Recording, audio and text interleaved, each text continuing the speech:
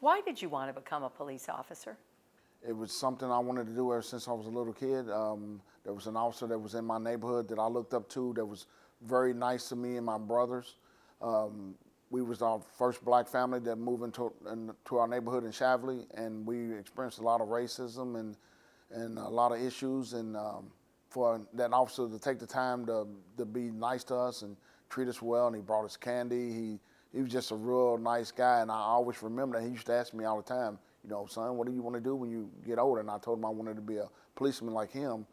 And that's what, as I got older, those feelings became stronger, and that's what I wanted to do. And that was to do good work, to be community, to be... Yes, I mean, I felt, I'm born and raised in Louisville. I wanted to serve my community. I thought the profession was a noble profession.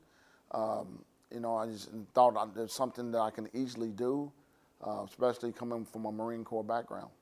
Do you still think it's a noble profession? Yes, I do. I think there's officers around the country that bring discredit on the profession, but the amount of work that police officers do on a day-to-day basis, you know, they do save people's lives. They do come and help people when they need help.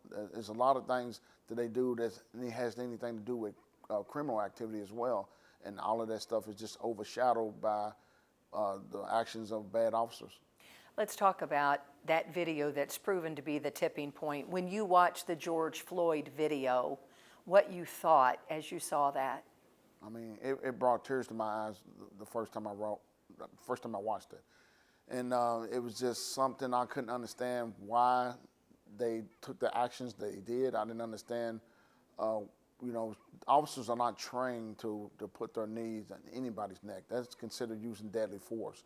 So why this guy felt that he had to do that, this officer, why did he do that to Mr. Floyd? And why did he do it with just such a smirk on his face, like nothing could happen to him? And you know, and then you seen what the outcome was. When you were watching that, did you think, this is the one that's just going to set everything off? I mean, there have been many before, but was this one where you were thinking, this is the one that will lead to change, that's going to lead to all of this for our system to be changed? I didn't initially think that at first, because there have been others that were killed that was unjustified in a manner that we was able to see it on video. But once the momentum started, I've never seen anything like it in my whole career. I mean, it's nationwide protests, even other countries. So right now, the momentum is strong for change, and you see all across the nation, change is happening.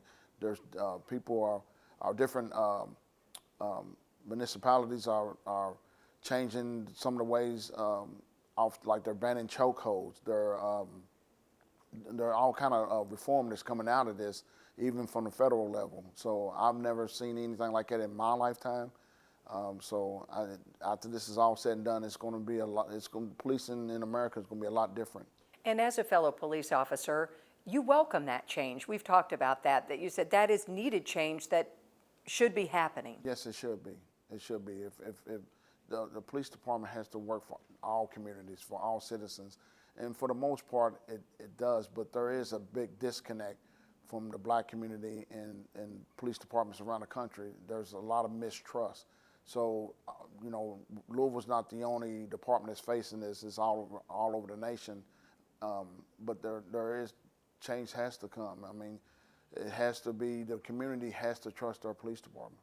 Was that tough to navigate for you as a police officer, an African-American police officer? That puts you in a different role. How tough was that to navigate all of that? It was tough, and I wasn't expecting going into the profession, but it was tough, because when I was hired, it was right after the Rodney King incident. So I was getting a lot of flack from black citizens that I betrayed my race. I was Uncle Tom, and that I was working for the man, and that kind of hurt me, because, you know, I'm black first. I can never change that. I can always take that uniform off. I can always change profession, but I'm black first. And I've been through the same things other black citizens have been through. I've been stopped illegally and searched illegally and all sorts of things. Scary incident for you. Yes, ma'am. 1990, was it? Yes, it's about 1992, 93 when it happened, where I went to visit a friend, and I exited my vehicle to go to his apartment, and I got officers running up to me, which at the time I didn't know they was officers. So I seen a guy running up to me with a gun. I'm armed myself as an officer, and my first thought was to grab my gun because I thought I was going to be robbed, or even worse. But then I heard the other guys coming up to the side yelling, "Put your hands up, put your hands up." And so I knew then it was police lingo. So I knew they was officers. So I did exactly what they told me to do. I got down, I showed my hands, I didn't move, and I kept, I was telling them I'm a police officer. They still treated me that way until they actually started searching me and pulled out they took my weapon away from me. They took my ID and seen that I was a police officer. And then they handed my weapon back and told me, well, they thought I was some suspect that was going to some drug guy's house that lived on the bottom floor. And, No apology, no. no apology, and said, gave me my stuff. And, told me, and I do remember the guy saying, "Man, well, you know how it is." No, really, I don't know how it is. And then years later, the departments merged, and I tried to have a conversation with that same officer. It was a county officer in the city. We merged, and so I tried to have a conversation because that stuck with me for a lot of years, and it still bothers me today that I would have been killed had not I've done everything that I was supposed to do. Did he listen? Did he engage? He did not want to engage. He told me that he could see where this conversation was heading, and he didn't want to talk about it. So that was it. That had to hurt. It was. I mean, I thought that we could have a conversation about it, and maybe he can see from my point of view, and maybe even understand and get an apology and admit that, that was wrong, what happened. So let me ask you, so is there any kind of culture that disturbs you that exists within the police department currently? Yes, there is a culture. I mean, the culture has to change as far as how the police department police one segment of the community than they do the others. That's one culture. Also, the mindset of officers that have the mentality that it's us versus them. It is not us versus them. Louisville is the whole community, and we're supposed to serve the whole community.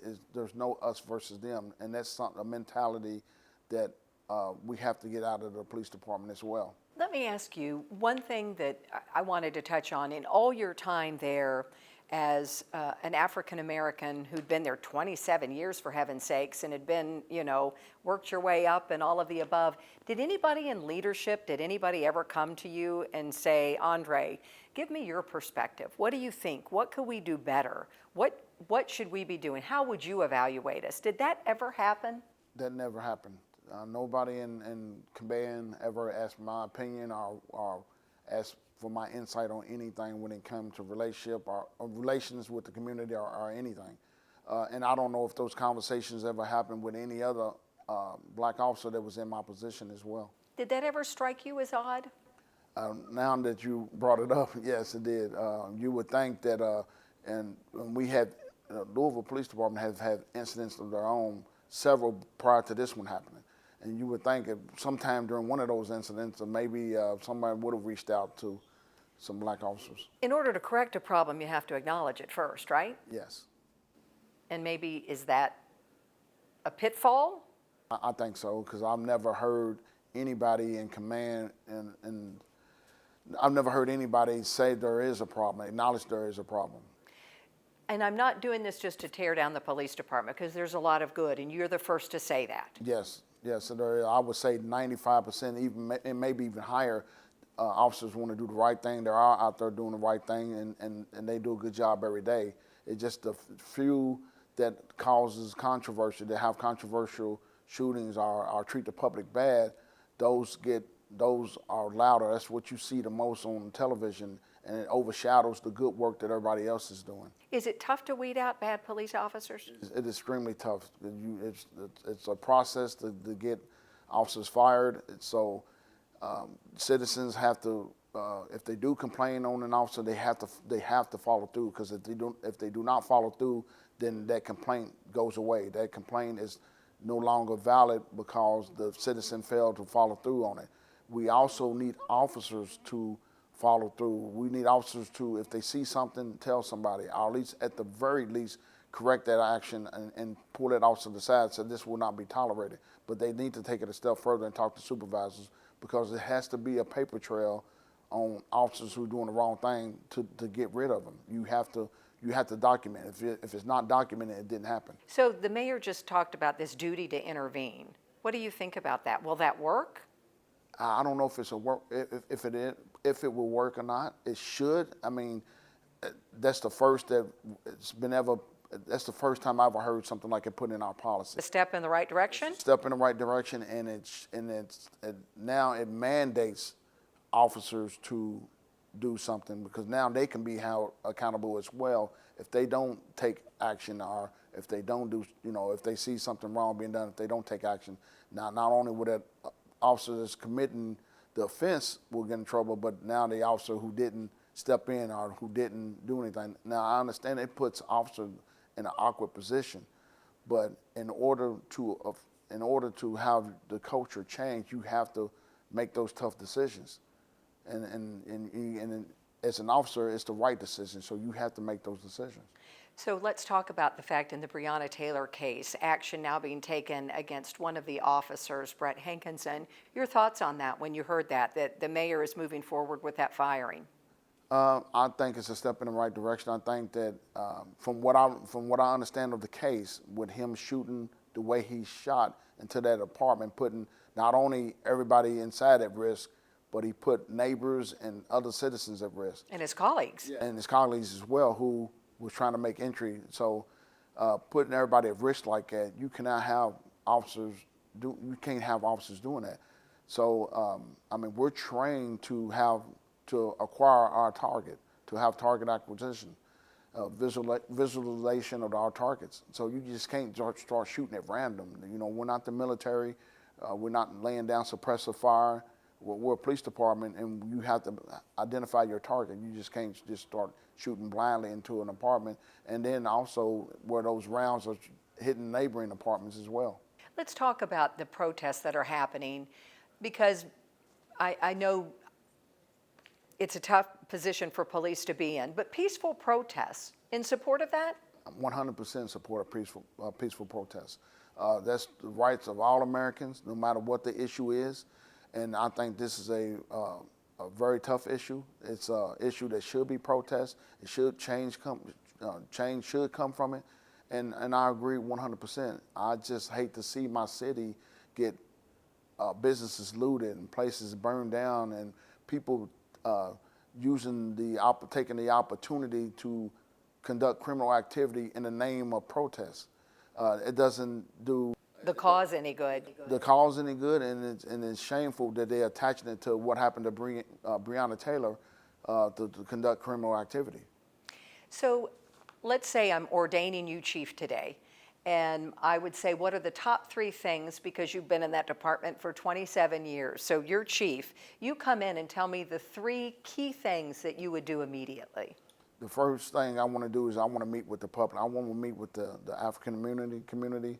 And I want to talk to the citizens, not the leaders. That'll come later. I want to talk to the activists and the leaders. All of that will come later. But I want to talk to the actual citizens and have meetings with the citizens, and so they can voice their concerns, their opinions, their complaints, because I want to know what's actually going on. And then I want to talk to the rank and file officers. I want their opinion. I want them to tell me what's going on inside the department. What changes need to be made to bridge the gap from the community. And I want to talk to the black officers as well. And then I want to surround myself with a strong command, my support, my colonels and my majors and my lieutenants. I want to surround myself with strong people, someone who will challenge me if they think I'm making a wrong decision, someone who's not afraid to speak out. Not just yes men and women. Right, and I want people in the right places. So if I need a strong person over narcotics, I want somebody with a narcotics background. Same thing with over homicide. I want somebody with a homicide background. I don't want to. It doesn't do the city or citizens justice to put my buddy, who may be a colonel or major, and put them over a unit like 9th Mobile, and they have no idea how my Night Mobile operates. I have no experience in that. So I want to make sure I got strong leadership, and then, strong leadership in the right places. And then the last thing, I want to look at our training. What can change in our training to help have the officers better deal with any issues on the street, and also dealing with just the community itself. Hope moving forward, do you have hope? I do have hope. I see change coming. I think the change is going to be a positive. I know a lot of people don't like change, and especially officers, they don't like change, but they have to accept the fact that not all citizens are being treated fairly. I know that, like I said, 90% of the officers are doing the right thing and doing what they're supposed to do, but you can't have, kids getting pulled over, being profiled by officers, pulled over and taken out of their cars, handcuffed, and the car searched just for making a wide turn. But that same, same officers wouldn't do that if they was out Hurstbourne, or if they was out Bardstown Road or Chevyville Road. They wouldn't do the same, because those citizens out there would not tolerate that. I mean, it would be an uproar. So why should it go on in one neighborhood? And I understand that the crime rate and guns, and I understand all of that. But you cannot, right is right and wrong is wrong. You cannot treat citizens like that. And when I was in narcotics, when we did stops like that, we had individuals that we targeted. We just didn't randomly stop cars and hope that we would find narcotics or find guns or anything like that. There was reason. There was reason, and we had high-profile individuals that was targeted. So you just can't take any citizen, profile him thinking that, well, he's in a nice car, he's a young man, he's probably selling drugs, or he may be armed, and we're going to do this to him, and that's not the case. You can't do that. Well, there's no trust. And you kill all trust from the community. You kill all credibility of what you're trying to accomplish. Would you ever consider putting the uniform back on and going back to the police department? Yes, I would. It would have to be in the right circumstances, the right conditions, and at the right time. So I would consider going back. That wouldn't be off the table for me. Thank you for your service. I really appreciate that. Thank you.